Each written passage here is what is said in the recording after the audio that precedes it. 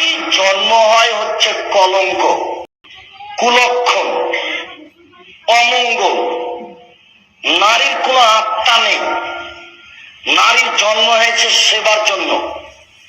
স্বামী স্ত্রীকে বিক্রি করতে পারে। স্ত্রী হচ্ছে বাড়ির সম্পদ, জিনিসের মতো। নারী তার স্বামী থেকে অন্য কোথাও যেতে পারবে না, নির্যাতন চালালেও। এই যে বক্তা সাহেব, নারীর জন্ম হওয়াটাই একটা কলঙ্ক, এই কথা আপনি বলেন কোন ভিত্তিতে? একটু লজ্জা লাগে না একটা নারীকে নিয়ে এরকম ধরনের কথা বলতে? ছি! কেন, আপনি কি কোনো নারীর গর্ভে জন্ম নেননি? এগুলো বলা আসে কিভাবে? আপনি কি কোনো নারীকে নিয়ে সংসার করেননি বা করতেছেন না? নাকি আপনি কোনো নারী সন্তান জন্ম দেননি? মানে কিভাবে বলেন এগুলো? কোন দলিলে বলেন? কে বলেছে এগুলো? যেখানে আমার নবী করিম সাল্লাল্লাহু আলাইহি সাল্লাম এবং স্বয়ং আল্লাহ নারীদেরকে কতটা মূল্যায়ন করেছে, আর সেখানে আপনার মতো একজন ব্যক্তি বলে নারী জন্ম নেওয়াটাই কলঙ্ক। কেন রে ভাই? নারী তোমারে কি করছে? তোমার তো একটা পুরুষের গর্ভ থেকে আসা দরকার ছিল, তোমার একটা পুরুষকে বিয়ে করাটা দরকার ছিল, আবার একটা পুরুষ হওয়ানো দরকার ছিল। কেন রে ভাই, সমস্যা কি?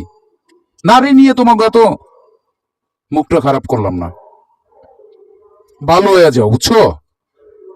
তোমরা যারা ভিডিও যে বানাইতেছো আর যে এরকম উল্টা পাল্টা কথা বলতেছো, হাজার হাজার দর্শকের সামনে বসে একটা নারীকে নিয়ে, একজন ব্যক্তিকে নিয়ে, যে কোনো কাউকে নিয়ে এরকম ভাবে বাজে মন্তব্য করতেছো কেন রে ভাই?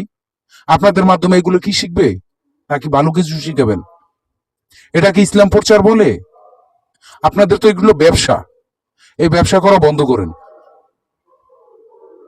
আমাদের নবী ইসলাম প্রচার করছেন, কই আপনাদের মতো এরকম ভাবে তো কোনো কিছু করেনি, কারো সমালোচনা করেনি, কারণ আমি এরকম ভাবে বাজে কমেন্ট করেনি। আপনারা কেন করেন?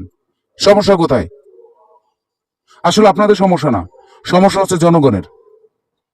আপনাদের মতো থার্ড ক্লাস মন মানসিকতার ব্যক্তিদেরকে লাখ লাখ টাকা দিয়ে ওয়াজ মাহফিলে আনে এগুলো করার জন্য। আমি বুঝি না আপনাদের কমন সেন্সটা কোথায়।